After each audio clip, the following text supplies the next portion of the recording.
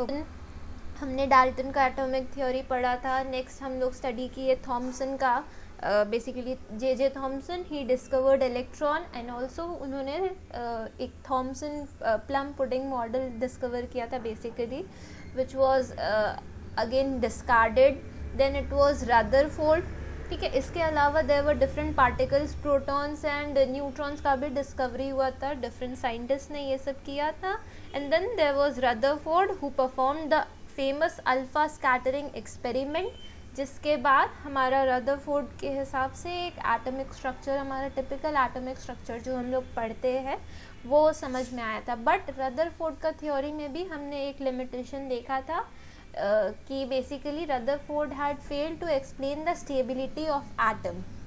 So that was corrected by Bohr. Bohr was the scientist who came after Rutherford and उन्होंने बताया कि हमारा atom stable इसलिए है बिकॉज इलेक्ट्रॉन्स जो है वो सभी रिवॉल्व करते हैं अपने अपने एक सेपरेट ऑर्बिट में. And as long as electrons अपने सेपरेट लोकेटेड ऑर्बिट में है, उन लोगों का एनर्जी लूज नहीं होता है, ना ही उनमें कोई एनर्जी गेन होता है. दैट इज़ द रीज़न कि हमारा इलेक्ट्रॉन्स जो है they continue to revolve around the nucleus and वो लोग कभी भी न्यूक्लियस में ख़त्म नहीं हो जाता है. And the atom is structurally stable. तो हमने ये पोर्शन पढ़ लिया था. यहाँ तक आप लोगों को किसी को कोई दिक्कत नहीं है, राइट? Yes ma'am. ओके, कृति, सोनू, तुम लोगों को भी नहीं है ना? यस. ओके, सो नेक्स्ट अब जो हम लोग बेसिकली पढ़ेंगे कि हमें ये तो पता चल गया कि अकॉर्डिंग टू बोर कि there are different electrons present in specific orbits. तो अब जो हम लोग स्टडी करने वाले हैं, वी विल बी स्टडिंग कि किस तरीके से या वो how are electrons distributed in different shells. तो इसके लिए जो कंसेप्ट आता है ना, वो कंसेप्ट आता है इलेक्ट्रॉनिक कन्फिगरेशन का. So basically electronic configuration is the property by which we study कि how electrons are distributed in separate orbits or their individual shells. ठीक है, so this theory was wholly suggested by Bohr and Bury. ठीक है, ये जो electronic configuration का theory जाता है, this was suggested by bore and bury. उनके हिसाब से व्हाट वाज दिस कि देखो न्यूक्लियस के surrounded there are different separate orbits. ठीक है, न्यूक्लियस के around there are different orbits. ठीक है, उन्हें नाम दिया गया है एज 1 शेल, 2 शेल, 3 शेल. ठीक है, अकॉर्डिंगली. और ये नंबरिंग कैसे होता है? Right from the inner most orbit shell 1, या उसे के शेल भी बोलते हैं. जो नंबरिंग अल्फाबेटिकल ऑर्डर में के से शुरू होता है. ठीक है, उन्होंने के शेल से ही शुरू किया था. So it is K shell, L shell, M shell, N shell, and ये इसी तरीके से चलते चला जाता है. सिमिलरली अगर हम लोग नंबर्स में बात करें तो it is 1, 2, 3, 4 and so on. तो ये तो बेसिकली था कि देयर आर डिफरेंट शेल्स और इनमें हमारा इलेक्ट्रॉन्स प्रेजेंट रहता है. Then there was another formula जिससे कि हमें पता चलता है कि ईच एंड एवरी ऑर्बिट में कितना इलेक्ट्रॉन्स प्रेजेंट रहेगा. सो that was basically given by this thing, this formula 2n square. see 2n square क्या है? this is the formula which indicates कि हर एक हमारा शेल में कितना इलेक्ट्रॉन्स प्रेजेंट रहेगा. so for example if I am talking about k shell, ठीक है, k shell हमारा फर्स्ट शेल है. इसमें क्या है हमारा? ये फर्स्ट शेल है. ठीक है, तो इस केस में हाउ डू वी डिसाइड? जैसे फॉर्मूला है हमारा 2n स्क्वायर, तो यहाँ जो n होता है ना, this n represents the number of orbit. यानी कि जिस भी ऑर्बिट का हम लोग बात कर रहे हैं उस ऑर्बिट को हम लोग n कंसिडर करते हैं. तो अगर हम लोग फर्स्ट शेल का बात करें तो फर्स्ट शेल के हिसाब से हम लोग कैलकुलेट करेंगे 2 इंटू 1. हम लोग क्योंकि हम लोग फर्स्ट शेल का बात करें तो we are taking n as 1 and then हम लोग इसको सॉल्व करेंगे. सो बेसिकली 1 का स्क्वायर 1 ही आएगा and 2 into 1 is equals to 2. So हमारा K shell can accommodate only 2 electrons. या हमारा फर्स्ट शेल में 2 ही इलेक्ट्रॉन्स होता है which is basically given by this formula 2n square. इसी तरीके से we can calculate the number of electrons present in the second shell, यानी कि L shell. कितना होगा आप लोग बताओ। मैम सेकंड शेल में हाँ, सेकंड शेल यानी कि एल शेल में कितना इलेक्ट्रॉन्स एकोमोडेट हो सकता है। यूजिंग दिस फॉर्मूला आप लोग कैलकुलेट करके बताओ। 8 सेल मैम, हाँ, सॉरी 8 8 इलेक्ट्रॉन। इलेक्ट्रॉन्स कैसे निकाल रहे हैं हम लोग। We are using the formula 2n square, we are taking n as 2 क्योंकि हमारा सेकेंड शेल का बात हो रहा है तो हम लोग n को 2 ले रहे हैं। 2 इंटू 2 का स्क्वायर, सो 2 का square will be 4 and 4 into 2 will be 8। So maximum हमारा एल शेल में 8 इलेक्ट्रॉन्स होगा। सिमिलरली अगर हम लोग कैलकुलेट करें एम शेल के लिए तो it will come as 18 electrons and हम लोग अगर एन शेल का बात करें तो it will come to 32। So basically ये चीज़ होता है। तो ये समझ में आया, ये फॉर्मूला हम लोग किस तरीके से यूज़ करते हैं, सबको समझ में आया या नहीं।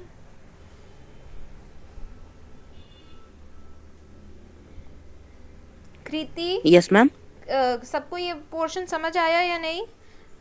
Yes ma'am. Kriti and Sonu ma'am. आप लोगों को यस मैम, समझ में आया ना। श्योर, बिकॉज देखो आप लोग कुछ बोलते नहीं हो तो फिर पता नहीं चलेगा। Please be a little interactive, तो उससे समझ में आता है कि यस आप लोगों को समझ में आ रहा है। एंड इवन नहीं समझ में आ रहा देन आप लोग बोलो तो फिर से रिपीट करेंगे। ओके, सो प्रोसीड करें आगे। देखो यस मैम। सो बेसिकली हमारा ये जो 2n स्क्वायर फॉर्मूला है, this formula is used for calculating the number of electrons present in each of the orbit. ठीक है, but there is this thing कि the maximum number of electrons that can be accommodated in the outer most shell is 8। इसका reason ये है, देखो जैसे कि हमने बात किया एम शेल का, तो अगर हम लोग एम शेल का कैलकुलेट करेंगे बाय द फॉर्मूला तो 2n स्क्वायर के हिसाब से इट विल कम 18। लेकिन हम लोग जब फिल करने जाते हैं तो we are filling only, we can fill only up to 8 electrons. तो ऐसा क्यों होता है, द रीज़न इज़ कि जब हम लोग काउंट करते हैं ना तो हम लोग काउंट करते वक्त L shell and L shell के साथ में काउंट करते हैं। तो देखो अगर हम लोग एल शेल में 2 इलेक्ट्रॉन्स का बात कर रहे हैं, हम लोग एल शेल में 8 इलेक्ट्रॉन्स का बात करें तो इट इज़ ऑलरेडी 10। ठीक है, के एन एल मिला करके तो 10 इलेक्ट्रॉन्स हो गया। सो अब जो एम शेल हमारा बेसिकली ऑक्यूपाई करेगा that will beer only 8 electrons. वो 8 इलेक्ट्रॉन्स होते ही तो 18 हो जा रहा है ना पूरा। So the next batch of electrons अगर होगा तो वो फिर एन शेल में ही एकोमोडेट हो पाएगा। ठीक है, ये चीज़ आप लोग देखो, आप लोगों को समझ में आएगा। सी, अगर हम लोग पहले ये वाला पोर्शन देखो, if we are seeing this atomic configuration, ये देखो ये हमारा एटॉमिक कन्फिगरेशन होता है right from the first element till the 18th element. आप लोगों को यहाँ पे इलेक्ट्रॉनिक कन्फिगरेशन शो किया गया है along with their symbols and everything. So देखो अगर आप लोग आर्गन को देखोगे, ठीक है, इफ़ वी सी आर्गन, तो आर्गन में देखो आप लोगों का जो फर्स्ट शेल है K shell, it is bearing 2 electrons. Next हमारा जो एल शेल है यानी सेकंड शेल में हमारा 8 इलेक्ट्रॉन्स है इन टोटल। ठीक है, फिर जो बचा 8 electrons that are present in the M shell. ठीक है, सो अब अगर आर्गन के बाद हम लोग अगर पोटेशियम का बात करें, if we are talking about potassium जिसका एटॉमिक नंबर 19 होता है और उसमें आर्गन से 1 इलेक्ट्रॉन ज़्यादा होगा। सो देखो आर्गन के केस में ऑलरेडी 18 इलेक्ट्रॉन्स प्रेजेंट है, तो अब एम शेल जो है अगेन अनदर इलेक्ट्रॉन बियर नहीं कर सकता है। तो एम शेल में हम लोग अगर इंडिविजुअली सिर्फ देखें तो टोटल 8 ही इलेक्ट्रॉन्स होगा, बट होल सम हम लोग के एल एंड एम मिला करके देखते हैं, जिसके वजह से वी कैन सी कि एम शेल में 18th हो गया। सो अब अगर हमें 19th इलेक्ट्रॉन में एकोमोडेट करना है तो we will have to move on to the N shell. ठीक है, समझ में आया? Is it clear to all of you? Yes ma'am. Okay, yes. Okay, so basically according to that हम लोग जो हर एक हमारा एलिमेंट है right from there are 118 elements present. So from the first element till the 20th element हम लोग यहाँ पे ये चार्ट देख रहे हैं। यही चार्ट आप लोगों को मैंने उस समय भी बोला था कि आप लोग ये चार्ट प्रिपेयर करोगे। देखो ये चार्ट में क्या क्या रिप्रेजेंटेटेड है। We have the elements here, हमारे पास यहाँ पे एलिमेंट्स है। We have got the symbols here, each and every element का सिंबल है according to the atomic number. देखो ये जो 1 से 20 तक हमारा एलिमेंट्स अरेंज्ड है ये on the basis of atomic number ही है। ठीक है, तो हाइड्रोजन हमारा उसका एटॉमिक नंबर 1 होता है and then we are beginning from 1 1 2 3 4 till we come to the 28th element which is calcium. ये पीरियोडिक टेबल में तो 118 एलिमेंट्स हम लोग पढ़ते हैं, but for your convenience and आप लोगों के सिलेबस के हिसाब से हम लोग अभी सिर्फ 20 एलिमेंट्स का बात कर रहे हैं, ठीक है। So the first element is hydrogen, उसका एटॉमिक नंबर 1 होता है। सो उसके अकॉर्डिंग ही देखो आप लोगों को दिया हुआ है, एटॉमिक नंबर जितना होता है उतना ही नंबर ऑफ इलेक्ट्रॉन्स भी होता है। We will be studying this atomic number का पोर्शन, तो वो आप लोगों को कंसेप्ट और क्लियर हो जाएगा। देखो यहाँ पे क्या हो रहा है, नंबर ऑफ इलेक्ट्रॉन दिया गया है, इट इज 1। सो हमारा के शेल में first electron, single electron present है एंड हम लोगों का इलेक्ट्रॉनिक कॉन्फ़िगरेशन के हिसाब से अगर हम लोग डायग्राम देखें, so this will be the diagram. देखो ये फर्स्ट वाला जो शेल है, this is not the shell, this is the nucleus जिसमें प्रोटॉन्स एंड न्यूट्रॉन्स है। एंड देन इसके बाद हमारा फर्स्ट शेल यानी कि के शेल प्रेजेंट है which is bearing a single electron here, ठीक है। एक सिंगल इलेक्ट्रॉन प्रेजेंट है बिकॉज इसमें एक ही इलेक्ट्रॉन है, as it has got the atomic number of 1। Similarly अगर हम लोग हीलियम का बात करें तो देखो हीलियम हमारा जो है it has got the atomic number 2। सो इसमें इलेक्ट्रॉन भी प्रेजेंट है 2। के शेल में हमारा 2 ही इलेक्ट्रॉन्स एकोमोडेट हो सकता है, सो दोनों इलेक्ट्रॉन्स हमारा के शेल में आ गया एंड हम लोगों को इलेक्ट्रॉनिक कॉन्फ़िगरेशन मिल जा रहा है हीलियम का। एज देखो there are 2 electrons present in the K shell, ठीक है, यहाँ तक कोई दिक्कत नहीं है। नेक्स्ट जो हमारा पोर्शन आता है when we are talking about lithium, तो लिथियम क्या है हमारा, लिथियम का एटॉमिक नंबर हो जाता है 3, क्योंकि इसमें 3 इलेक्ट्रॉन्स है, ठीक है। इसमें 3, इसका एटॉमिक नंबर 3 है and it has got 3 electrons. तो 3 इलेक्ट्रॉन्स, इसका मतलब क्या हुआ, सबसे पहले तो के शेल फिल होना शुरू होगा। तो के शेल में हमारा क्या हुआ, 2 इलेक्ट्रॉन्स फिल हो गया, लेकिन हमारा के शेल 2 इलेक्ट्रॉन से ज़्यादा नहीं ले सकता है। हमने तो फॉर्मूला से कैलकुलेट किया ना कि the K shell can bear only 2 electrons. So अब थर्ड इलेक्ट्रॉन कहाँ जाएगा, व्हेन के शेल हमारा ऑलरेडी ऑक्यूपाइड हो गया, third electron will move on to the next shell यानी कि एल शेल में जाएगा। सी डायग्राम देखो, हमारा फर्स्ट के शेल में देखो 2 इलेक्ट्रॉन्स प्रेजेंट है, 2 इलेक्ट्रॉन्स जैसे ही आया हमारा के शेल क्या हुआ, फिल हो गया है। एंड आफ्टर ये फिल हो चुका है, अब जो नेक्स्ट इलेक्ट्रॉन है वो नेक्स्ट इलेक्ट्रॉन हमारा फिल कर रहा है एल शेल को यानी कि सेकेंड शेल को, ठीक है।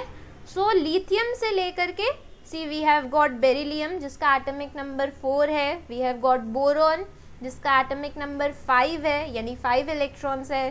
Then we have carbon 6 electrons, देखो इट इज इंक्रीजिंग, ठीक है। कार्बन 6, नाइट्रोजन 7, एक एक करके क्या हो रहा है, हमारा सेकेंड शेल में इलेक्ट्रॉन्स इंक्रीज होते चला जा रहा है, ठीक है। हमें क्या दिखाई दे रहा है, we can see that electrons are actually increasing. हर एक स्टेप पे क्या हो रहा है, एक एक इलेक्ट्रॉन इंक्रीज हो रहा है।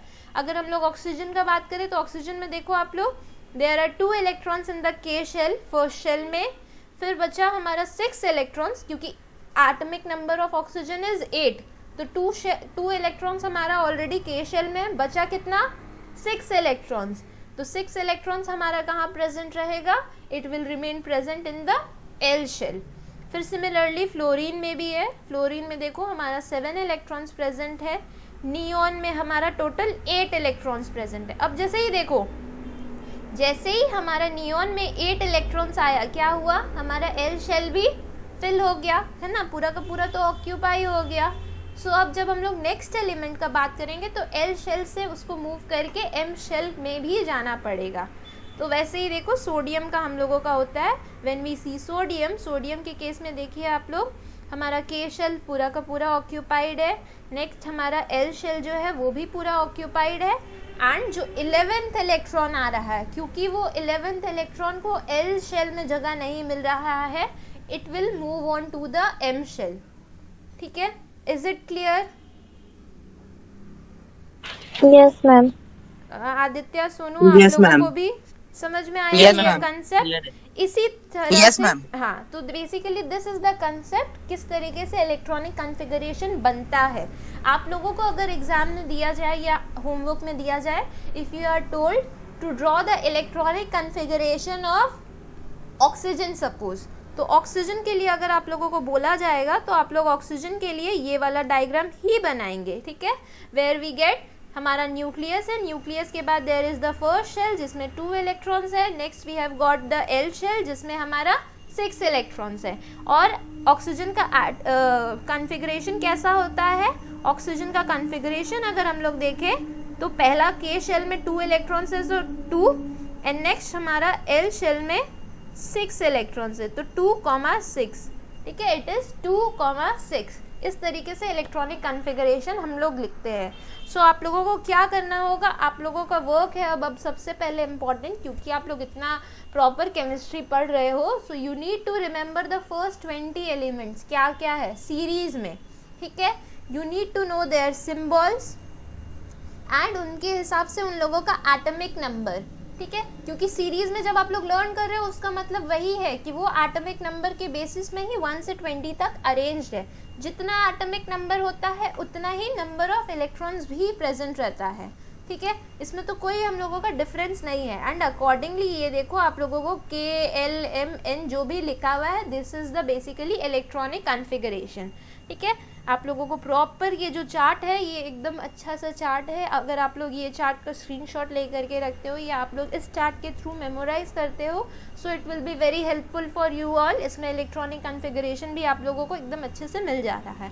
And lastly you have got this valency portion. Valency portion I will explain it to you later कि valency basically हम लोग किस तरीके से निकालते हैं and how do we understand valency का concept क्या होगा and हर एक element का valency कितना होता है। हर एक चीज़ तो possible नहीं होता ना learn करने का, so there are obviously concepts, जो concept हम समझते हैं and उसके बाद हम लोग उसको learn करते हैं, so it becomes easier। ये समझ में आया आप लोगों को? अब अगर आप लोगों को बोला जाएगा कि मैग्नीशियम का इलेक्ट्रॉनिक कॉन्फ़िगरेशन बनाइए तो आप लोग बना करके दिखा पाओगे? Yes ma'am. Yes ma'am. Preeti तुम भी बना लोगी? Yes, ma'am. Okay, so accordingly आप लोगों को टास्क दिया जाएगा, आप लोगों का होमवर्क रहेगा, आप लोग ये बनाओगे। नेक्स्ट जो पोर्शन आता है हमारा वैलेंसी, एज हम बोल रहे थे वैलेंसी।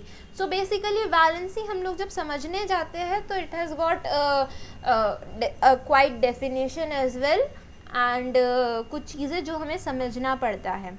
देखो इसके लिए सबसे पहला वैलेंसी का मतलब क्या हो गया? Valency by definition is the combining capacity of an atom of an element, ठीक है। यानी कि हमारा जब भी एक एटम क्या होता है, हमेशा तो एटम हमारा इंडिपेंडेंट एग्जिस्ट नहीं करता है, it exist in the form of a molecule. यानी कि जैसे ऑक्सीजन नेचर में कैसे एग्जिस्ट करता है, it exist in the form of O2, अकेला तो O नहीं रहता है ना, it is existing as a molecule O2।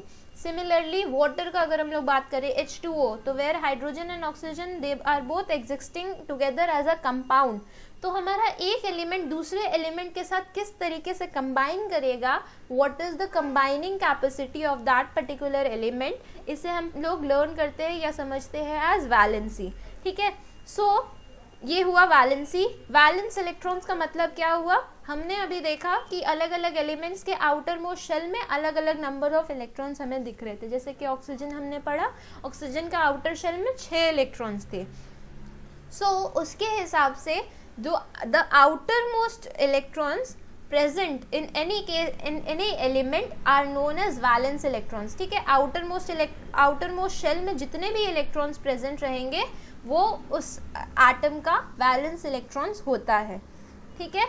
तो अब ये एक चीज़ समझिए आप लोग, क्या होता है ना, नॉर्मली हर एक एलिमेंट का टेंडेंसी होता है कि वो स्टेबल कॉन्फ़िगरेशन अटेन करे। स्टेबल कॉन्फ़िगरेशन का मतलब क्या हुआ?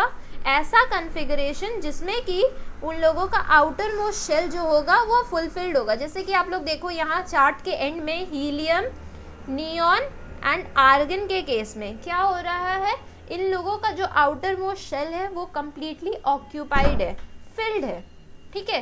बट बाकी का इलेक्ट्रॉन्स को अगर हम लोग देखें तो इन लोगों में कमी है, ठीक है। either they have got 1, 2, 3, 4 electrons in their outermost shell, तो जिसके वजह से ये लोग स्टेबल नहीं है। तो ये लोग स्टेबिलिटी अटेन करने के लिए क्या करते हैं ना, दूसरे एलिमेंट्स के साथ मतलब कंबाइन करते हैं या कंपाउंड बनाते हैं। उससे क्या होता है कि they may be donating some of their excess electrons, या दूसरों से इलेक्ट्रॉन्स को एक्सेप्ट कर लेते हैं, जिससे क्या होता है, they attain their stable configuration. यानी कि जैसे कि इन लोगों को चाहिए था कि आउटर मोस्ट शेल फुल होना चाहिए, वो चीज़ इन लोगों को मिल जाता है, ठीक है। So this is the reason कि एटम्स कंबाइन करते हैं, अदरवाइज इन्हें कंबाइन करने का कोई ज़रूरत ही नहीं होता, ठीक है। They are combining because they want stability. तो यही पोर्शन समझाया है मैंने। ऑफ द इनर्ट एलिमेंट्स, देखो जैसे हीलियम, नियॉन एंड आर्गन हमने देखा इस चार्ट में, these are all inert gases या नोबल गैसेज। हमारे एटमॉस्फेयर में ये गैसेज बहुत ही ट्रेस अमाउंट में या बहुत ही माइन्यूट अमाउंट में प्रेजेंट होते हैं, ठीक है। And they do not react, they are inert. Inert मतलब कि इनएक्टिव होता है, ये लोग रिएक्ट ही नहीं करते।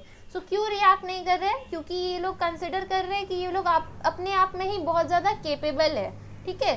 दे डू नॉट नीड एनीथिंग, उन लोगों को तो कुछ चाहिए ही नहीं, तो वाई विल दे रिएक्ट? वो लोग ऐसे ही नेचर में प्रेजेंट रहते हैं। But oxygen, hydrogen, chlorine, nitrogen जो भी प्रेजेंट है, ये सब क्या होता है, they continuously react with each other. क्यों रिएक्ट कर रहे हैं? Because they also want to attain stability, जो उन लोगों के पास है, ठीक है। तो ये चीज़ होता है, ठीक है। Helium has 2 electrons in the outermost shell and the atoms of other elements have 8 electrons in their outermost shell. ये inert gases का बात हो रहा है। Atoms having 8 electrons in their outermost shell is called having octet configuration and are stable. जिन लोगों के पास outer shell filled होता है उन लोगों को स्टेबल कॉन्फ़िगरेशन अटेंड होता है एंड उन्हें ऑक्टेट कॉन्फ़िगरेशन बोलते हैं। हीलियम के केस में it is known as duplet configuration. Duplet क्यों? क्योंकि हीलियम के पास तो 2 ही है, 8 इलेक्ट्रॉन्स नहीं होता ना आउटर मोस्ट शेल में, so it is known as duplet configuration. D U P L E N T, duplet configuration, ठीक है। तो बेसिकली ये चीज़ होता है। तो बाकी का जो एलिमेंट्स है जिनके पास पूरा 8 इलेक्ट्रॉन्स नहीं है आउटर मोस्ट शेल में, वो लोग क्या करेंगे? वो लोग क्या करते हैं ना, अगर उन लोगों में वो लोग क्या करते हैं, कभी कभी दे डोनेट इलेक्ट्रॉन्स और दे माइट एक्सेप्ट इलेक्ट्रॉन्स, ताकि वो लोग भी स्टेबिलिटी अटेन कर ले। So this is the reason. तो जब वो लोग कंबाइन कर रहे हैं दूसरे एटम के साथ, ऑब्वियसली यहाँ पे उन लोगों का वैलेंसी का काम आ जाता है। अब हम लोग देखो एग्जाम्पल दिखाते हैं तो आप लोगों को समझ में आएगा। If we are talking about suppose sodium, ठीक है। तो सोडियम के केस में क्या हो रहा है, सोडियम के पास होता है 11 electrons. Sodium has got 11 electrons. अगर हम लोग आउटर मोस्ट शेल का बात करें उसका, if we see the electronic configuration, तो देखो इलेक्ट्रॉनिक कॉन्फ़िगरेशन कैसा है इसका। एल शेल पूरा का पूरा ऑक्यूपाइड है, बट एम शेल में हमारा एक सिंगल इलेक्ट्रॉन एक्स्ट्रा है। अगर ये इलेक्ट्रॉन सोडियम के पास नहीं होता तो सोडियम स्टेबल हो जाएगा ना, जैसे कि नियॉन स्टेबल है। इसके बगल में जो नियॉन गैस है इट इज़ स्टेबल, उसके पास पूरा का पूरा 10 इलेक्ट्रॉन्स है, ठीक है। आउटर मोस्ट शेल में 8 इलेक्ट्रॉन्स फुल है, लेकिन सोडियम के पास क्या हो रहा है, 1 इलेक्ट्रॉन ज़्यादा है। तो सोडियम क्या कर सकता है, sodium can donate that electron to some other metal और एलिमेंट, जो भी किसी दूसरे एलिमेंट को डोनेट करके क्या करेगा, सोडियम भी स्टेबिलिटी अटेन कर सकता है, स्टेबल होता है। हाँ करेक्ट। सो इसीलिए सोडियम के पास जो एक एक्स्ट्रा इलेक्ट्रॉन है वो क्या करेगा, वो 10 इलेक्ट्रॉन अपने पास रहने देगा, और जो एक एक्स्ट्रा इलेक्ट्रॉन है, दिस एक्स्ट्रा इलेक्ट्रॉन को वो डोनेट कर देगा, ठीक है। तो हमारा सोडियम कितना इलेक्ट्रॉन डोनेट कर सकता है, यही सोडियम का वैलेंसी बन जाता है। क्योंकि वो 1 इलेक्ट्रॉन डोनेट करेगा तो सोडियम का वैलेंसी भी क्या होता है, 1 होता है, +1 बोलते हैं। क्यों? क्योंकि ये डोनेट कर रहा है। जो डोनेटर्स होते हैं ना, दे आर पॉजिटिवली चार्ज, उन लोगों का वैलेंसी +1 होता है, +2 होता है, जो भी कैटायंस बोलते हैं इन्हें, ठीक है। ऑन द अदर हैंड, अगर हम लोग अब सपोज फ्लोरीन का एग्जाम्पल ले, फ्लोरीन का देखो, फ्लोरीन के केस में क्या हो रहा है, फ्लोरीन का एटॉमिक नंबर है 9, ठीक है। फ्लोरीन का एटॉमिक नंबर 9 है। फ्लोरीन के पास अगर हम लोग इसका कॉन्फ़िगरेशन पढ़े तो देखो कैसा है, के शेल कम्प्लीटली फुल है, लेकिन एल शेल में 1 इलेक्ट्रॉन कमी है ना, कि एल शेल में हम लोगों का देयर आर ओनली 7 इलेक्ट्रॉन्स, एक कम है इसके पास। अगर इसके पास वो 1 इलेक्ट्रॉन होता तो ये भी स्टेबिलिटी अटेन कर लेता ना, नियॉन जैसा। तो इसीलिए फ्लोरीन क्या करेगा, fluorine will try to accept that 1 electron, कि सिर्फ वो 1 इलेक्ट्रॉन उसको मिल जाए, so that it is able to attain stability.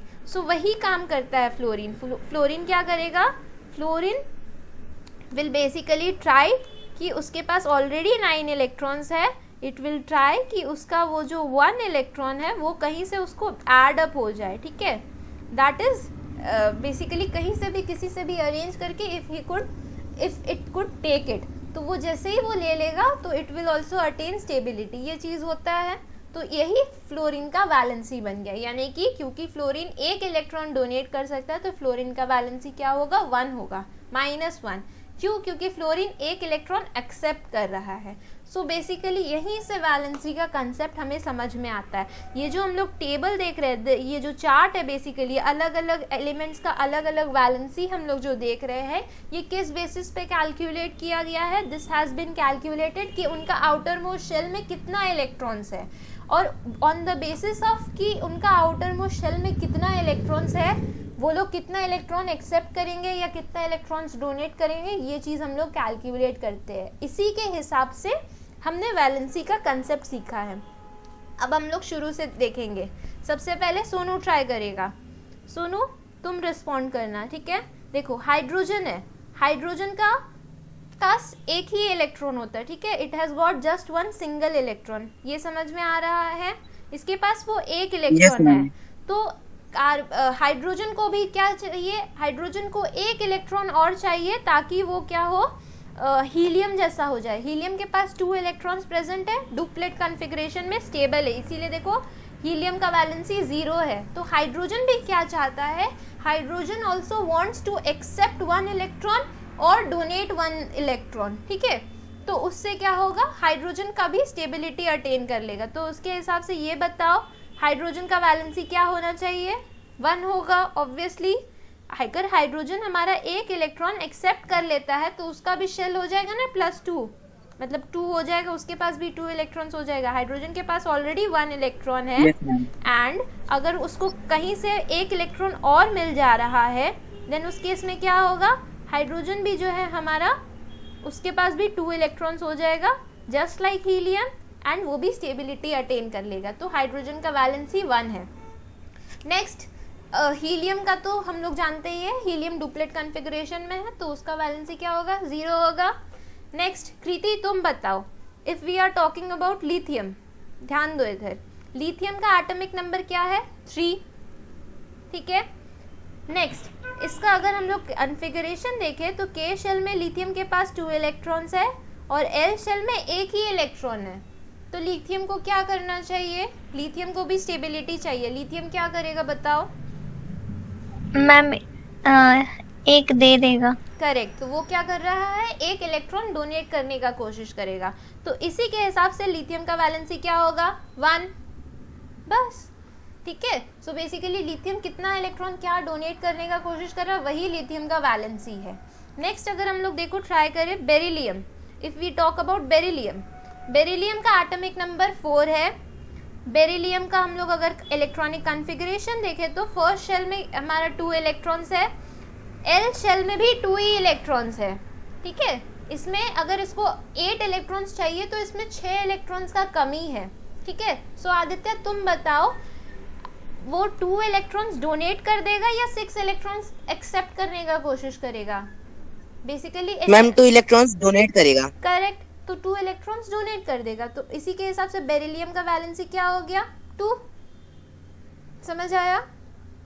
बस वैलेंसी का जो हम लोग पोर्शन समझते हैं एंड इतना ज़्यादा कंफ्यूजिंग एंड ट्रबलसम हो जाता है, ये इतना कंफ्यूजिंग नहीं है। जब हम लोग कंसेप्ट से समझेंगे तो हम लोग अपने आप ही समझ जाएंगे कि इसका एटॉमिक नंबर ये है, तो इसका आउटर कॉन्फ़िगरेशन में इतना इलेक्ट्रॉन्स है, सो उसको डोनेट करना चाहिए या एक्सेप्ट करना चाहिए, और वो कितना इलेक्ट्रॉन्स डोनेट कर रहा है या एक्सेप्ट कर रहा है, वही उसका वैलेंसी बन जाता है।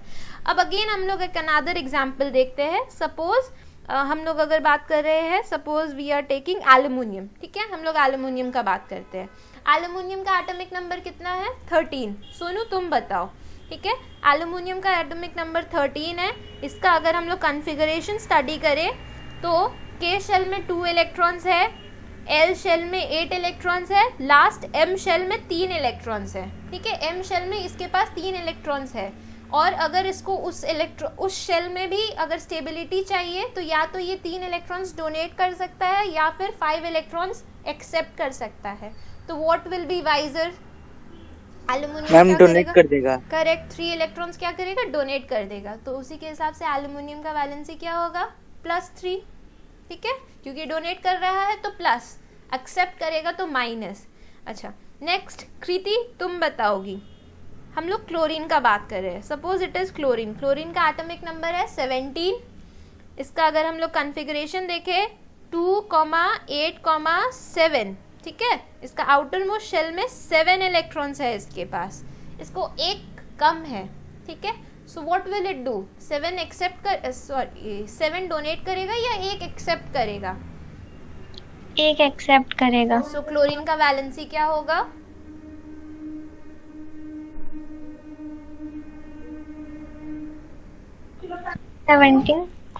क्लोरीन का वैलेंसी क्या होगा? जितना वो एक्सेप्ट करेगा वही ना उसका वैलेंसी होगा। तो वो कितना इलेक्ट्रॉन एक्सेप्ट करेगा? करेक्ट, क्लोरीन का वैलेंसी भी तब 1 ही होगा, ठीक है। लास्ट अगर हम लोग एक डिस्कस करते हैं, we can discuss suppose nitrogen, ठीक है। आदित्य तुम बताओ, 7 है एटॉमिक नंबर नाइट्रोजन का, और अगर इसका इलेक्ट्रॉनिक कॉन्फ़िगरेशन देखें इट इज़ 2,5, ठीक है। इसका आउटर मोस्ट शेल में 5 इलेक्ट्रॉन्स है। सो क्या करेगा? 5 इलेक्ट्रॉन्स डोनेट करेगा या 3 इलेक्ट्रॉन्स एक्सेप्ट करेगा? No ma'am, what will it do? 3 ma'am 3 accept करेगा। सो उसके हिसाब से नाइट्रोजन का वैलेंसी क्या होगा? मैम -3। करेक्ट, -3, ठीक है। सो देखो उसी के हिसाब से हमारा पूरा का पूरा ये वैलेंसी टेबल बना हुआ है। जहाँ जहाँ हमें 0 मिल रहा है उसका मतलब है कि वो जो है इनर्ट गैसेस है और उन लोग स्टेबल है already. They do not need any electron, उन लोगों को ना चाहिए ना किसी को देना है, इसीलिए ये लोग इनर्ट होते हैं या नॉन रिएक्टिव होते हैं, इसीलिए इन्हें नोबल गैसेस बोलते हैं। कई बार क्वेश्चन पूछा जाता है, ये जीके वाला चीज़ है, ठीक है। क्यों रिएक्ट नहीं करता? बिकॉज देखो इन लोग ऑलरेडी स्टेबल है। When they do not need anything, वो लोग क्यों रिएक्ट करेगा? देयर इज नो पर्पस, ठीक है। समझ में आया?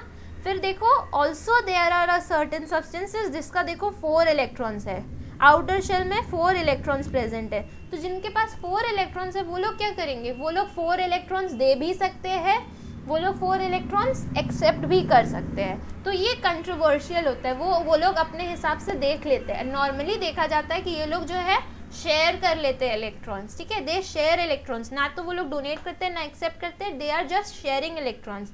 और ये जो 4 वाला होता है ना, ये बेसिकली कार्बन फैमिली होता है। कार्बन के पास कार्बन का वैलेंसी 4 होता है। तो हमें उतना ज़्यादा अभी नहीं स्टडी करना, we just need to know this valency chart. I hope ये आप लोगों को समझ में आया होगा वैलेंसी का portion, how do we study valency and कैसे कैसे किस एलिमेंट का हर एक वैलेंसी निकलता है। ये चार्ट आप लोग एक बार अच्छे से खुद से स्टडी करना, तो आप लोगों को और अच्छे से क्लियर हो जाएगा, ठीक है। हम लोग आगे प्रोसीड करते हैं। ओके, सो अनदर थिंग जो हम लोग स्टडी कर रहे थे was atomic number and mass number. What is it? अभी मैंने बताया कि देयर आर डिफरेंट एलिमेंट्स। 1 से 20 तक जो हम लोग एलिमेंट्स देख रहे हैं वो सब के सब एलिमेंट्स जो है are categorised on the basis of कि उन लोगों के पास उन लोगों का बेसिकली एटॉमिक नंबर कितना है। सो वो कैसे किया जाता है वो चीज़ अब हम लोग देखेंगे, ठीक है। सबसे पहले देखो एटॉमिक नंबर। एटॉमिक नंबर का मतलब क्या होता है? एक एलिमेंट में जितना प्रोटॉन्स प्रेजेंट है, the number of protons present in an atom, यही एटॉमिक नंबर होता है। यानी कि सपोज अगर हम बोल रहे हैं कि एक एलिमेंट है जिसमें 6 प्रोटॉन्स प्रेजेंट है, तो उसका एटॉमिक नंबर क्या होगा?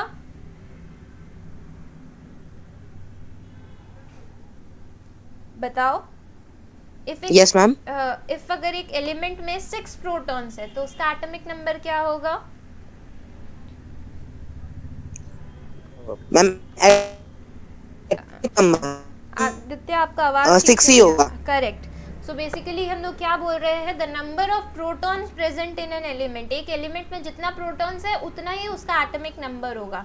ये चीज़ आप लोगों को समझ के रखना है। कोई भी एक एलिमेंट का अगर हम लोग बात कर रहे हैं, उसके न्यूक्लियस में जितना प्रोटॉन्स प्रेजेंट रहता है उतना ही इलेक्ट्रॉन्स भी उसके ऑर्बिट में प्रेजेंट रहता है, ठीक है। और उसका एटॉमिक नंबर भी उतना होता है। सपोज अगर हम एक एग्जांपल दें, if we are talking about oxygen, तो ऑक्सीजन का क्या होता है ना, ऑक्सीजन के पास 8 प्रोटॉन्स होता है, 8 प्रोटॉन्स होता है। और अगर हम लोग इलेक्ट्रॉन्स का बात करें तो इलेक्ट्रॉन्स भी 8 ही होता है। सो ऑक्सीजन का एटॉमिक नंबर क्या होगा, वो भी 8 ही होगा। एटॉमिक नंबर का हम लोग बात कर रहे हैं, और एटॉमिक नंबर को हम लोग रिप्रेजेंट करते हैं by the symbol Z, capital Z से हम लोग एटॉमिक नंबर डिस्क्राइब करते हैं। नेक्स्ट आता है मास नंबर। अगर हम लोग मास नंबर का बात करें तो मास नंबर क्या होता है, the number of protons and neutrons present in a element is known as its mass number. यानी कि एक मेरा एलिमेंट में जितना प्रोटॉन्स प्रेजेंट है, जितना न्यूट्रॉन्स प्रेजेंट है, अगर उन दोनों को हम लोग सम अप करें, so that makes up it's mass number. ठीक है, सो फॉर एग्जाम्पल अगर हम लोग बोल रहे हैं ऑक्सीजन है, ऑक्सीजन में 8 प्रोटॉन्स है, ऑक्सीजन में 8 प्रोटॉन्स है, एंड ऑक्सीजन में 8 न्यूट्रॉन्स भी है। तो बताओ इसका मास नंबर क्या होगा, what will be its mass number?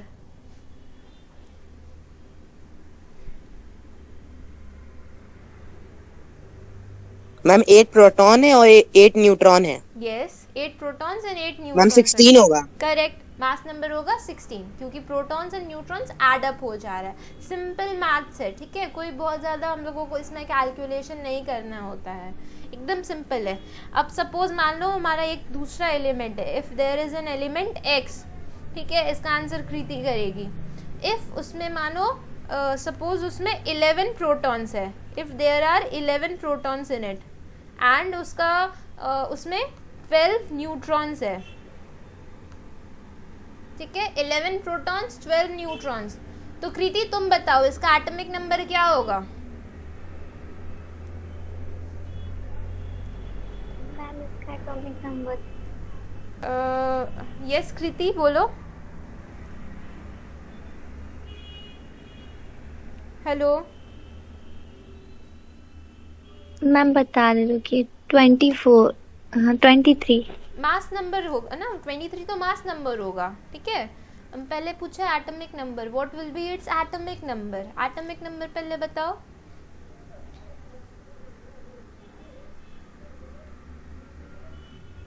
क्या बताया मैंने, एटॉमिक नंबर क्या होगा, the number of protons present in it. जितना प्रोटॉन्स है उतना ही उसका एटॉमिक नंबर होगा। सो अब बताओ कितना होगा इसमें इसका एटॉमिक नंबर क्या होगा?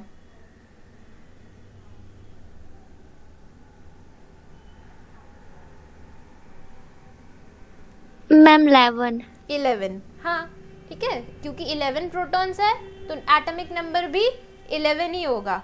और अगर मास नंबर पूछा जा रहा है तो मास नंबर कैसे निकालेंगे, प्रोटॉन्स जितना है और न्यूट्रॉन्स जितना है हम लोग उसको एड अप करेंगे and we get the answer. ठीक है, यानी कि we get it as 23 mass number होगा, 23 मास नंबर होगा। ठीक है, और मास नंबर को हम लोग रिप्रेजेंट करते हैं बाय द सिंबल A। ठीक है, so we need to memorise this. Atomic number का सिंबल होता है कैपिटल Z, मास नंबर का सिंबल होता है कैपिटल A। और जब भी हम लोग कोई एलिमेंट को रिप्रेजेंट करते हैं ना तो उसको स्टैंडर्ड एटॉमिक नोटेशन क्या होता है, देखो इस तरीके से किया जाता है। जो भी एलिमेंट है, सपोज एलिमेंट X, ठीक है, बड़ा से लिखा जाता है, मास नंबर ऊपर में लिखा जाता है at the top of it, atomic number नीचे लिखा जाता है। फॉर एग्जाम्पल हम आप लोगों को दिखाते हैं, ये जो मैंने अभी 11 प्रोटॉन्स एंड 12 न्यूट्रॉन्स दिया था, this was for sodium. So sodium के लिए देखो, सोडियम का अगर साइंटिफिक नोटेशन लिखने को बोला जाए तो how will we write it. Sodium हमारा होता है Na, सोडियम का सिंबल Na होता है ना, ठीक है। फिर इसका मास नंबर, हम लोगों का मास नंबर कितना आया, मास नंबर 23 है। सो मास नंबर हम लोग ऊपर लिखते हैं और एटॉमिक नंबर जो भी होता है उससे हम लोग नीचे लिखते हैं। करेक्ट। सो ये चीज़ जो है हमारा, ये क्या होगा, ये हमारा बन गया साइंटिफिक नोटेशन। इसे स्टैंडर्ड एटॉमिक नोटेशन बोलते हैं, जो एक करेक्ट फॉर्म में हम लोग जब एलिमेंट रिप्रेजेंट करते हैं तो इसी तरीके से करते हैं। मास नंबर ऊपर होगा, एटॉमिक नंबर नीचे होगा। Is it clear? Yes ma'am, yes ma'am. Okay, so the last question, ये आप लोगों का असाइनमेंट रहेगा आज के लिए, ठीक है, होमवर्क कंसिडर करो। Take a screenshot of this portion, ये आप लोग एक स्क्रीनशॉट ले दो या फिर यू कैन राइट इट, ठीक है। ये questions are based on the mass number and also the atomic number. आप लोग इसे खुद से ट्राई करके कैलकुलेट करोगे एंड नेक्स्ट क्लास में हम लोग डिस्कस करेंगे कि आप लोगों का आंसर क्या आया, ठीक है। सो नोट कर लो इसे। एंड ऑल्सो आप लोगों का होमवर्क रहेगा कि आप लोग जो चार्ट मैंने रिप्रेजेंट किया वो चार्ट आप लोग एक बार अच्छे से स्टडी करोगे। आप लोगों को 1 से 20 तक एलिमेंट्स मेमोराइज करना होगा along with their symbols, it is necessary, ठीक है। एंड वैलेंसी वगैरह का जो टोटल कंसेप्ट है ये आप लोग एक बार अच्छे से देख लो, also from the book and also from the presentation, ठीक है। एंड द नेक्स्ट क्लास में हम लोग डिस्कस करेंगे इफ़ एट ऑल आप लोगों को कोई डाउट होगा तो। Okay, so basically any further questions, कुछ पूछना है, कोई डाउट है किसी भी पोर्शन में?